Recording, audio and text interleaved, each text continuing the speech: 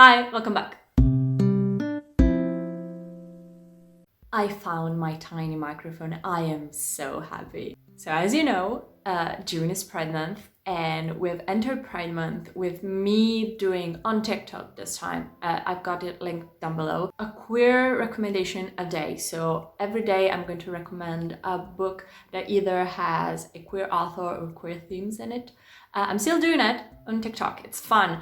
I'm recommending books from all genres, mangas, graphic novels. But I thought I should do a cumulative video here on my YouTube for those who don't speak Italian, because I speak Italian in my TikTok.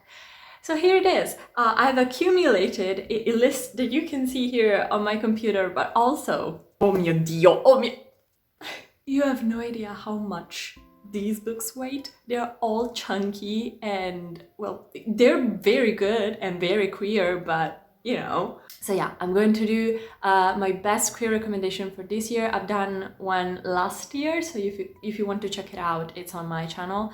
But this year is a 2.0 version, or like a 10.0, because these are very good. I'm going to start with what I usually start with my June recommendations on TikTok. I've done this for 3 years now.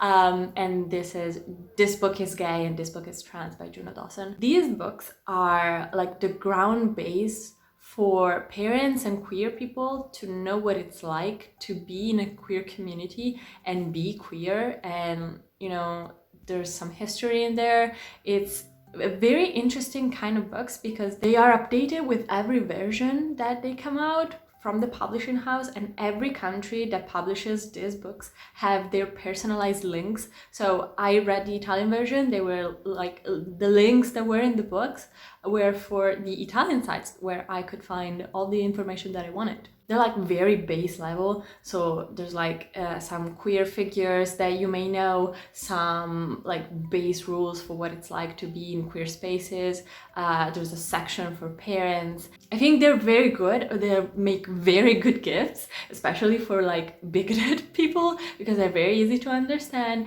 And if they cannot understand like the base level of these books, they should be ashamed, because they should feel incredibly stupid. Let's start with something very fun that I read this month. I read The Charm Offensive by Alison Cochrane.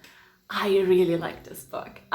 It's a romance. It also talks about mental health and homophobia and coming out. It's very, very good. This is a romance between the star of a reality TV show and his producer. So Charlie, who is a tech billionaire, he's very, very anxious. He's a very anxious person. He has OCD, has to enter this reality TV show to like regain his image of a capable human being, because he made a mess in his head. He made a mess, but that's totally not the truth.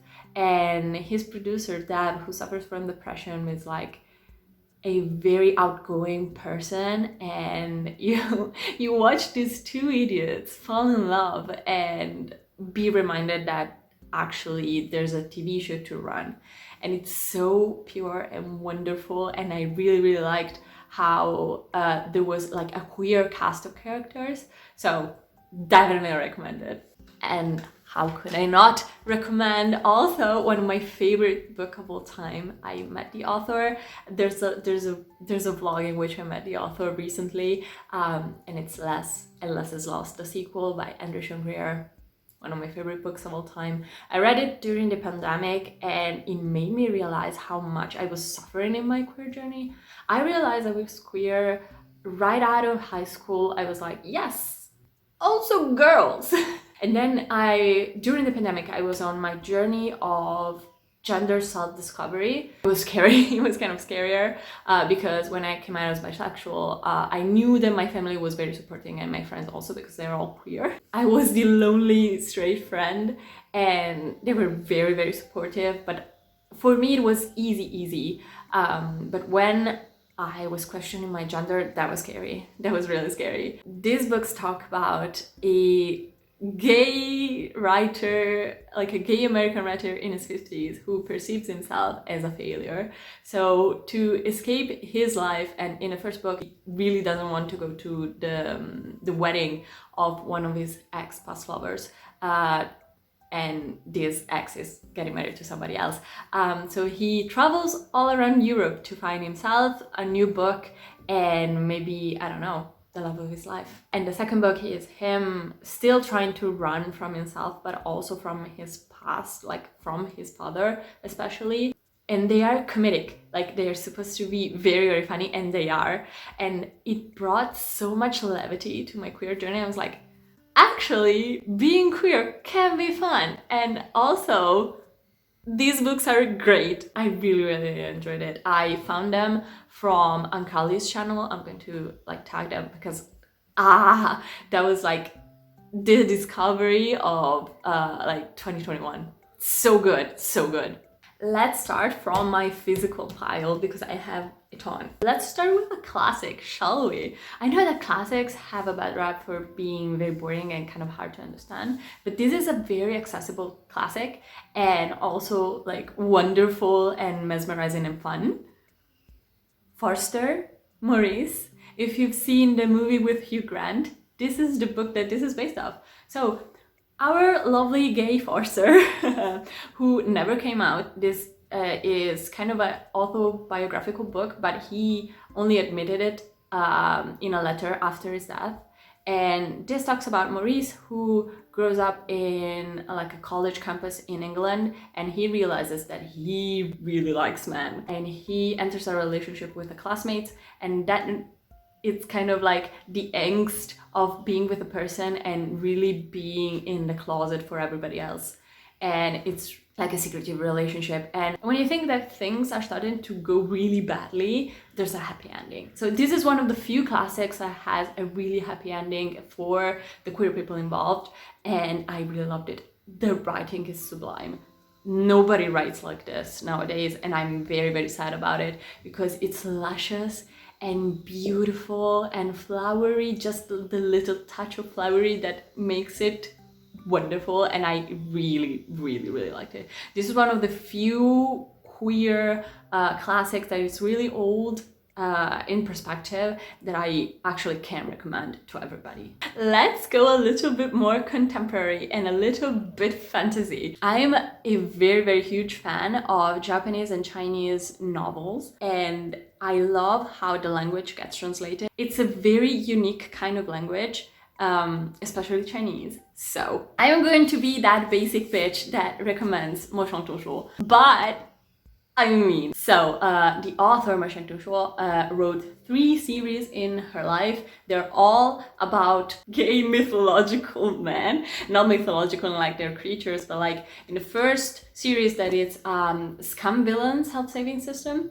There's this really popular concept in Chinese web novel where you die and you get transmigrated into another world. So this this poor man leaves a scathing review of a book that he really doesn't like, and then he dies and he gets transmigrated into the novel. It's so funny, but it's my least favorite of the whole 3 series. And then it comes Grandmaster of Demonic Cultivation, which talks about cultivators, which are like some kind of Chinese samurais, but there's this whole like cultivating your inner energy to become powerful in magic and use swords, and they can fly, and it's fantastic. So the protagonist here has a really, really heavy past stories, all the characters do, and he meets all of his friends when he's really, really young, and then he dies a really horrible death.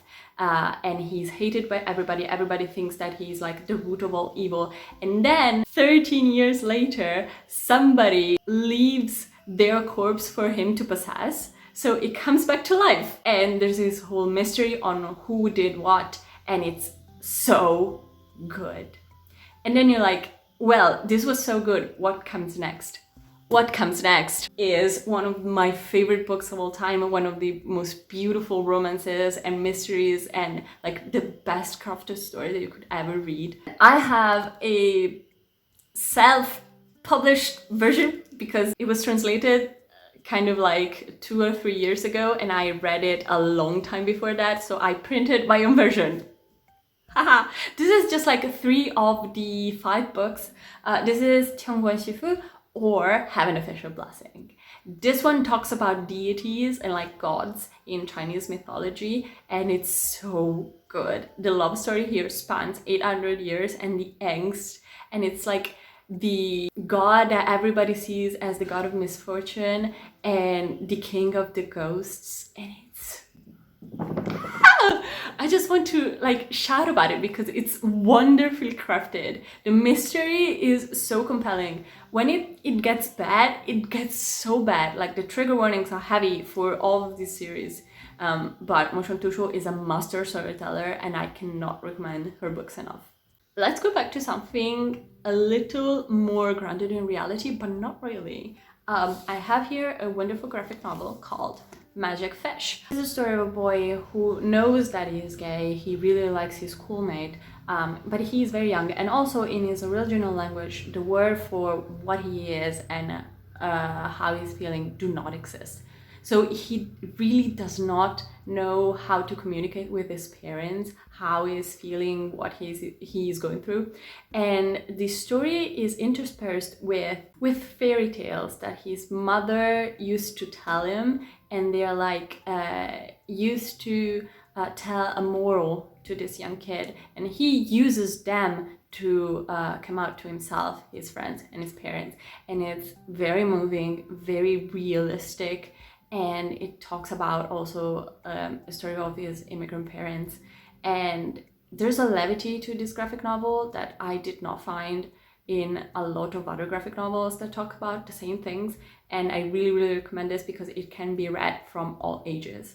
Let's go sci-fi. But this is an author recommendation again, because Neon Young, who wrote The Genesis of Misery, this is a sci-fi novel, and also wrote the Tenserate series, which is a series of 4 short novels rooted in Chinese and Japanese mythology. And here are the 4 novels. I really love them. Those are fantasy, this is sci-fi. Neon Young writes queer characters, writes queer stories, and writes really good as sci-fi and fantasy. This is about a non-binary protagonist who is a she-they, just like me, and a holy war set in space. The Tenserate series is about 2 kids that get separated because they have different kind of powers. And in this world, you don't choose your gender until you are like at a certain age, and you get all the gender affirming care that you need, like free of charge when you get like, I think 16, 17. And it's so fucking good. So good for the soul. Like so good for the soul for every queer person that I would know. This also was like so adrenalinic and good and queer. Let's stay in sci-fi with one of the coolest books that I've ever read. This is August Kitka and a Max from Space. This is the first book in a series by Alex White. This is so fucking cool. This is a sci-fi story about us colonizing the whole, I think, planet system, like the solar system and more.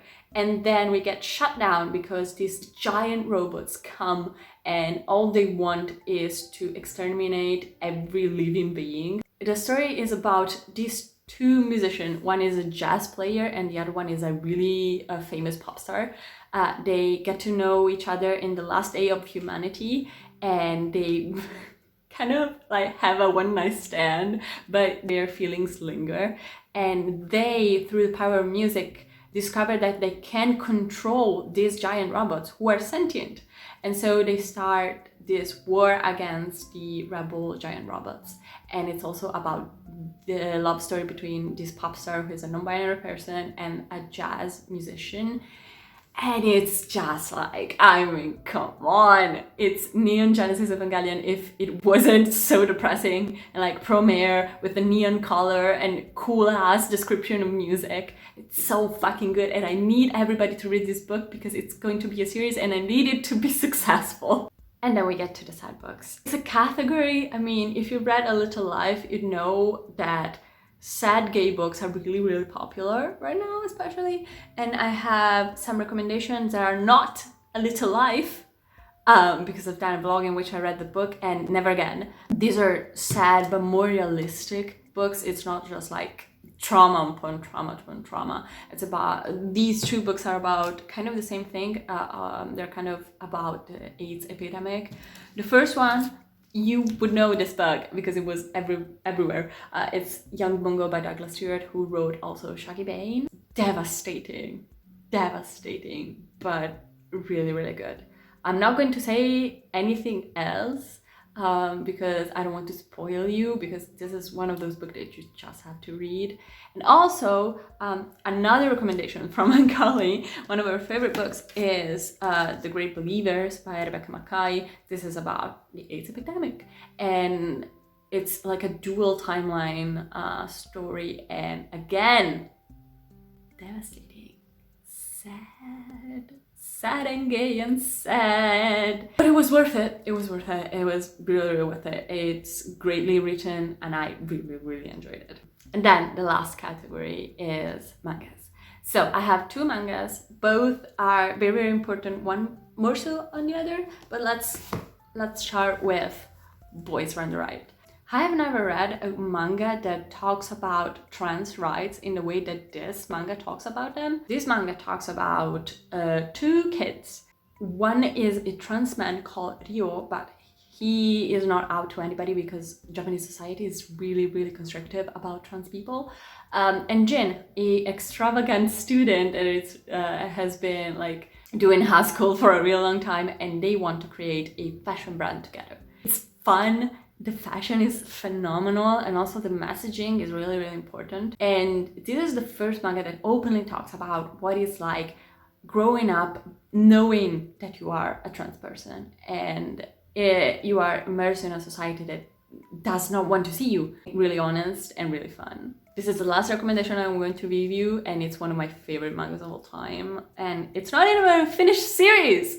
I'm going to talk about Blue Period by Tsubasa Yamaguchi. Boys Run the Riot was by Keito Okaku. Blue Period talks about Yatara, who is a very hardworking student that does not have one single passion or dream in his life. He's very dispassionate.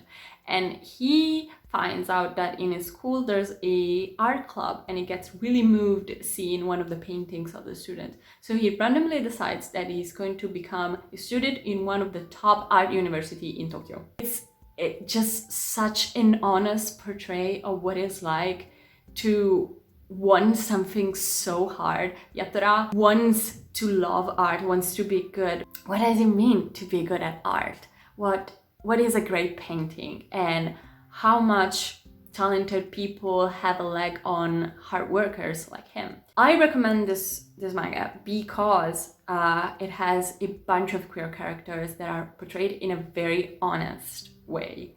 And it's not every day that you see honest conversation between queer people and like cis straight people in general.